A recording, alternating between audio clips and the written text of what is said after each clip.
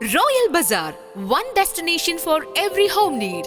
100% quality groceries, fruits, stationery items എല്ലാം ഓഫറുകളോടെ തന്നെ ഇവിടെ ലഭ്യമാണ്. ഒരു വീട്ടിലേക്ക് ആവശ്യമുള്ള എല്ലാ മൾട്ടി ബ്രാൻഡഡ് ഹോം അപ്ലയൻസസും ഇവിടെ ലഭ്യമാണ്. അതും EMI ഓപ്ഷൻസിലൂടെ. ഷോപ്പിംഗ് ഇനി റോയൽ ആക്കാം.